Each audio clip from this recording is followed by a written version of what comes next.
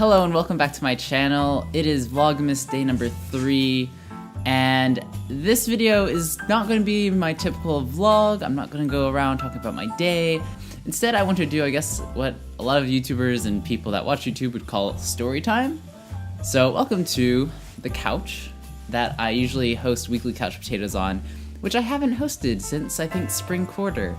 But I've actually filmed 3 already. They are going to be coming out 2019. They'll be coming out on Saturdays.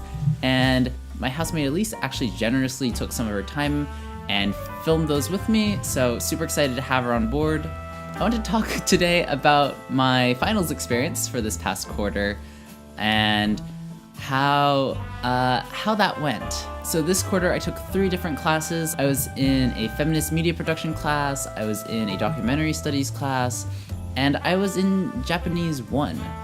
So I am learning a new language.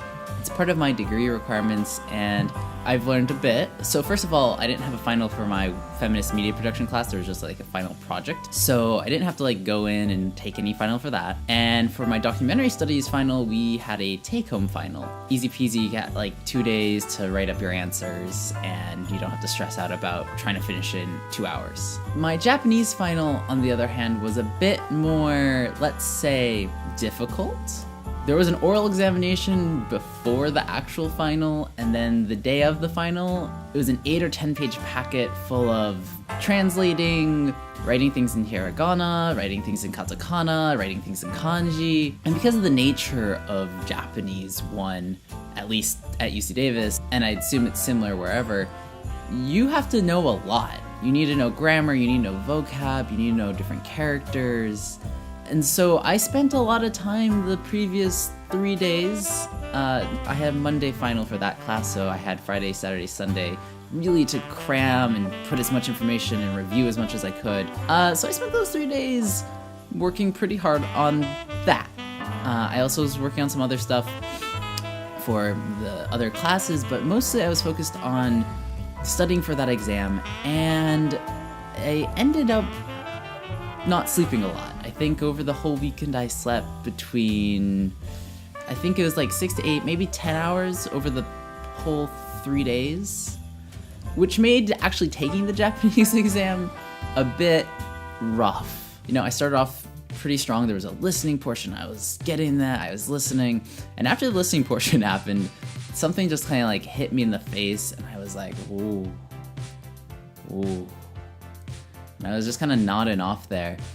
And I remember I was writing out a word in hiragana, and my hand just kind of was, I don't even know how to describe it. It just kind of was moving. And I'm sure if you go back and look at my exam, you'd see like where something was supposed to say bango han, it would say bango.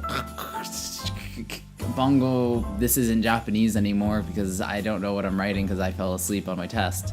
And this is, of course, the curse of trying to stay up too much to study, is that you are tired during your exam, which I shouldn't have done. And I've done this before in high school, and I'm smarter than that, but sometimes, you know, there's so much information, you're trying really hard. So then during the whole exam, there were like these TAs that were hovering the entire time. They're just there looking over your shoulder. Here I am trying to finish my exam awake. So every so often in my unconsciousness, I'd like hear their footsteps or like see a bit of like flicker in the light, and I'd wake up and I'd look like right at them and then look back really quickly, and I really hope they didn't think I was like cheating because my head was down, but honestly my head was down and my eyes were closed. If I was looking at anything, I was probably counting sheep in Japanese, hopefully.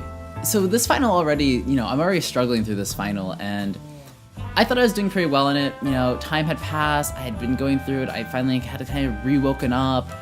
And I got to like I think it was like the 6th or 7th page, and I think only one other person had turned in their test at that time. So the guy next to me gets up, he turns in his test, and I had just finished my last page.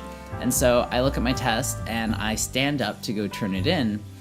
And you should always check to make sure you wrote your name, that you filled out every question, if you didn't know the answer that you guessed.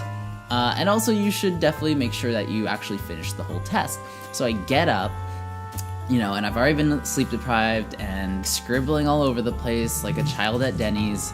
And all of a sudden, I'm going to go turn in this exam, and I look through it just one last time, and I missed a whole page. And so I really awkwardly go back to my seat. And I go and I'm like, oh my god, how did I miss this? So I go back, I start working on that last page. And at that point, I'm very happy with my exam. I'm like, all right, I've gone through it all. I'm ready to move on. And so I get back up, I go to turn it in.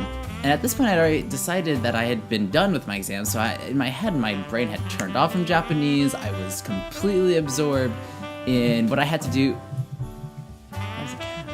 I was completely absorbed in what I had to do later for my other final, the take-home one, and like, you know, I was going up to turn it in again, check my name again. I flipped the back page to check my name again on the front page, and all of a sudden I see this flash of a page I hadn't seen before, and I'm like, oh sh**, I'm not done with my exam still.